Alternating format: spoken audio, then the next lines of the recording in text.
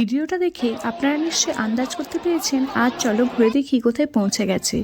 চলুন তাহলে আর বেশি কথা না বাড়িয়ে ভিডিও শুরু করা যাক। তার আগে বলে নিই সকলকে আমার চ্যানেলে স্বাগত জানাই এবং আরও কিছু জানার থাকলে অবশ্যই কমেন্ট করবেন, আর ভিডিওটা ভালো লাগলে অবশ্যই লাইক কমেন্ট শেয়ার করে পাশে থাকবেন। প্রথমে অবস্থিত যুবুঠিয়া গ্রামে এই মন্দির খুবই জাগ্রত এবং পবিত্র, তাই আপনারা যদি আসতে চাইছেন তাহলে কিন্নাহাট থেকে কিংবা কাটোয়া থেকে বাসে ধরে আপনারা এই যুবুঠিয়া গ্রামে আপনাদেরকে নামতে হবে এবং এখান থেকে নেমে সোজা আপনারা এই জপেশ্বর শিব মন্দিরে পৌঁছে যাবেন। আর এখানে আসতে গেলে আপনাদের মোটামুটি খরচা বাসে কিন্তু 30 থেকে 20 টাকা, আর পায়ে হেঁটেই কিন্তু এই মন্দির আপনারা যেতে পারবেন। জাস্ট কিছুটাই হেঁটেই এই মন্দির দর্শন করতে পারবেন। আর এই মন্দির দর্শনের জন্য আপনাদের কাছে কিন্তু কোনো পয়সা করে কিচ্ছু লাগবে না। আজ মহাশিবরাত্রি, তাই আমরা এসেছি এই মন্দিরে এবং বাবাকে জল দিতে। আর জল দেওয়ার পর এই মন্দিরের ভিড়টা কেমন এবং এখানকার আনাগোনার মানুষের পরিবেশের এই দৃশ্যটা আপনাদের সামনে আমি তুলে ধরলাম। কেমন লাগলো অবশ্যই কমেন্ট করবেন। আর আপনারা যদি আসতে চাইছেন আমি বলবো খুব কম খরচে এই মন্দিরে এসে পুজো দিয়ে যেতে পারেন, কারণ এখানকার জপেশ্বর বাবা খুবই জাগ্রত এবং খুবই আপনারা থাকেন একদম এই দিক দিয়েই তোমরা এলে, এই দিক দিয়ে ওপরটা দিয়েই তোমরা এই দিকটা দিয়েই তোমরা যেতে পারবে। চলুন এই ভিড়ের মধ্যে আপনাদেরকে একটু মন্দিরটা যতটা পারছি আমি ঘুরিয়ে দেখাচ্ছি। খুব সুন্দর পরিবেশ, দিনের বেলায় আপনারা যদি আসেন পুরো মন শান্ত হয়ে যাবে এই পরিবেশে। আর এই জপেশ্বর মন্দিরটা সংস্কার করেছিলেন আমাদের প্রাক্তন রাষ্ট্রপতি প্রণব মুখোপাধ্যায়।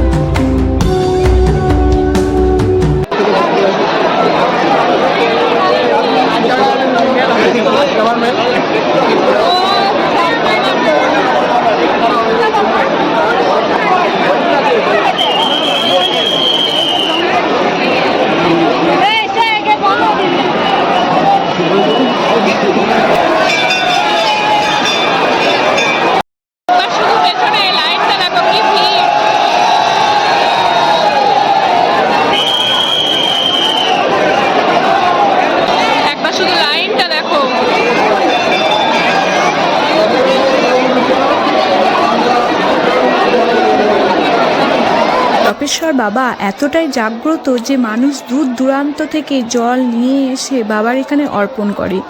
আর আমরা এখন বাবার মন্দিরে একদম ভেতরে ঢুকে গেছি এবং এখনই বাবাকে আপনারা দর্শন করতে পারবেন, তাই অবশ্যই ভিডিওটা স্কিপ করবেন না, দেখতে থাকুন।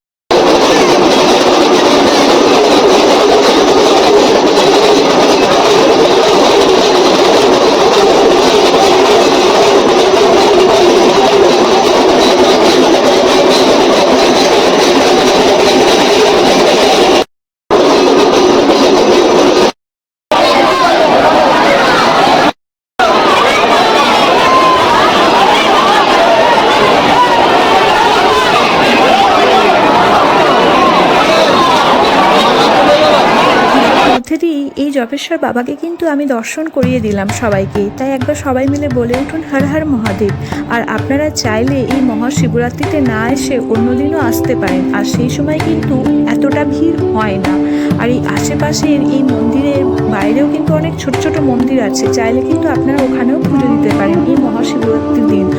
আর এখানে কিন্তু সুন্দর সুন্দর মেলাও বসে, আবার নাকি শুনেছি 4-5 দিন এই মেলা চলে। এই মেলা শেষ হওয়ার পরের দিন নাকি এখানে ভোগও খাওয়ানো হয়, যেখানে মোটামুটি সমস্ত গ্রামের মানুষরা এসে এখানকার ভোগ খেয়ে যায়।